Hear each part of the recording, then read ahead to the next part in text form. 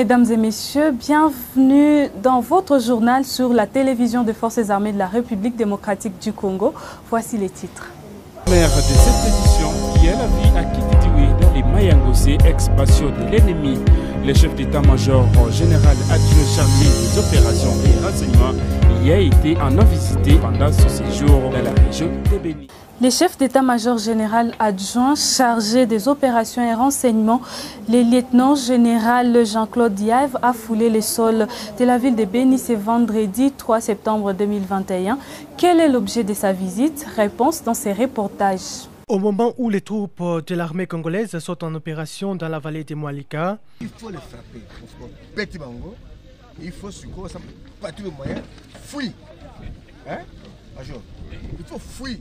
Au niveau stratégique, les grands officiers des forces armées de la République démocratique du Congo, avec leurs partenaires de la brigade des forces d'intervention rapide de la MONUSCO FIB, peaufinent déjà d'autres stratégies pour mutualiser les forces de deux provinces en état de siège, à savoir la province du Nord Kivu et de l'Ituri. Le vendredi 3 septembre, le chef d'état-major général adjoint chargé des opérations et renseignements, le lieutenant général Jean-Claude Diave Kabey, a foulé les sols de Béni avec, dans sa suite, le lieutenant général Luboyanka Chambadjoni, gouverneur militaire de la province de l'Ituri. À Mamvivi, le numéro 2 de l'armée congolaise a dévoilé l'objectif de sa présence dans la région de Béni. Nous sommes venus pour assister à une réunion pour la mutualisation des forces entre les deux provinces parce que les deux provinces partagent des moments un ennemi commun que vous connaissez. Alors il faut qu'il y ait une préparation avec une mutualisation des forces pour combattre cet ennemi-là. Voilà notre mission, bien sûr avec la MONUSCO. Au même moment, côté piste d'atterrissage de la MONUSCO, c'est le numéro 1 de la province du Nord Kivu qui fait son retour dans ce qui est devenu depuis un certain temps son quartier général. Le lieutenant général Ndima Koba Constant a eu droit à un honneur militaire offert par le casque bleu du contingent malawite. Toutes les autorités ont pris la direction de l'état-major du secteur opérationnel Sokola 1 Grand Nord, situé à Païda, où une rencontre de haut niveau s'est tenue. Et le contenu de la dite rencontre a été révélé à la presse par le porte-parole du gouverneur du Nord Kivu. C'est une rencontre d'échange entre les deux gouverneurs militaires de l'Ituri et du Nord Kivu. On a échangé sur la sécurité dans les deux provinces et sur le comment ramener cette sécurité auprès des populations. Et cette rencontre a été supervisée par le chef d'état-major général adjoint chargé des opérations et du renseignement des forces armées de la République démocratique du Congo en présence du commandant de la force de la MONUSCO. Donc ce sont des échanges entre les provinces qui augurent des perspectives meilleures pour la sécurité des populations. Nous sommes à l'état de siège et nous devons appliquer les instructions de son Excellence, Monsieur le Président de la République, commandant suprême des forces armées et de la police nationale congolaise. Et aussi, nous devons rencontrer les préoccupations de notre population. C'est pourquoi les deux autorités, les deux gouvernements militaires doivent se rencontrer régulièrement. Et depuis la proclamation de l'état de siège, c'est la première fois qu'ils se rencontrent. Et comme je vous l'ai dit, ça augure de bonnes perspectives. Ici est dénoté que pendant son séjour à Béni, le lieutenant général Jean-Claude Diave Kabey a visité le camp général Chikochi Tamba et l'état-major de l'axe nord situé dans la cité d'Oicha, en territoire de Béni.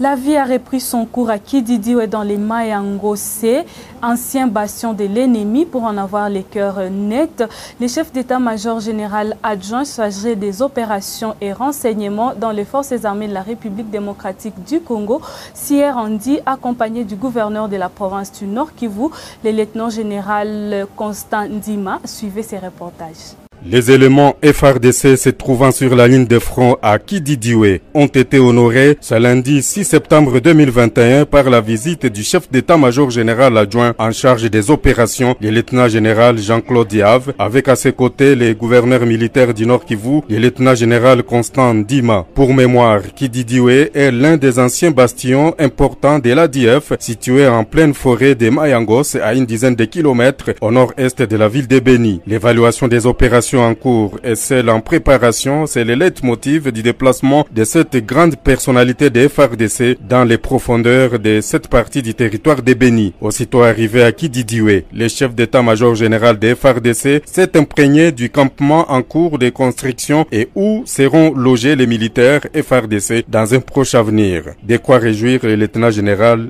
Jean-Claude Diave. Kididiwe, bastion, ex-bastion de ADF, mais aujourd'hui Kididiwe est sa vie. Donc il y a une vie vraiment, et que vous voyez, il y a tout un campement où nos militaires sont basés avec leur famille. C'est pour dire que à Kididiwe, il n'y a aucun problème. Nous sommes venus ici avec le gouverneur de la province pour évaluer les opérations militaires qui se font et qui se préparent aussi. Mais nous sommes venus ici pour voir le campement qui est en train d'être fait par nos amis de la MONUSCO. Et prochainement, il y aura pratiquement une passation. Et c'est ici où nous allons commencer à loger nos militaires. Donc, pour nous, c'est vraiment quelque chose de merveilleux.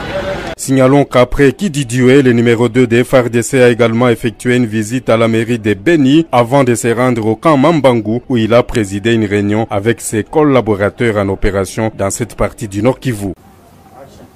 La vie a repris normalement dans la ville de Beni depuis l'instauration de l'état de siège. Les activités tournent à l'ordinaire dans les secteurs de la vie, contrairement à l'image qui circule sur les réseaux sociaux par rapport à la ville de Beni. Moudjahidi Roubani dans ses reportages. Contrairement à ce qui s'est dit sur les réseaux sociaux, la vie a repris à Beni depuis l'instauration de l'état de siège. Les activités d'import et export s'effectuent normalement. Les cultivateurs ont repris les chemins de leurs champs. La jeunesse a retrouvé la joie de faire les sports. Même la nuit, les bars sont ouverts. La vie a réellement repris en ville de Beni. Fin de la campagne Une bougie pour la liberté de la presse à Beni, plusieurs activités ont été organisées dans le but de dénoncer les assassinats, menaces et intimidations à l'encontre des professionnels des médias. Suivez ces reportages. Tout a commencé par le discours du président de l'Union nationale de la presse du Congo section de Beni. Ici sur place au bureau de la RTGB, autour d'un cercle, les journalistes ont montré leur solidarité envers les leurs tués. Puis s'en est suivi la signature d'10 mémos déposés auprès des autorités politico-administratives de la ville de Beni. Ici à la mairie de Beni, les journalistes ont échangé avec le maire policier de Beni, Narcisse Moutibakachali, puis l'étape de l'état-major de la police ville de Beni. Pour sa part, le colonel Lifetou Sébastien a remercié les journalistes et a promis s'impliquer personnellement en faveur des journalistes et appelé la population à mettre la confiance aux journalistes et non à se fouiller aux réseaux sociaux. Notons que tard dans la soirée, les journalistes ont clôturé cette campagne par l'allumage des bougies. Mesdames et messieurs, nous sommes pratiquement à la fin de cette édition de journal sur la télévision des Forces armées de la République démocratique du Congo. Merci à vous tous de nous avoir suivis. Bonne suite de temps chez vous et portez-vous bien.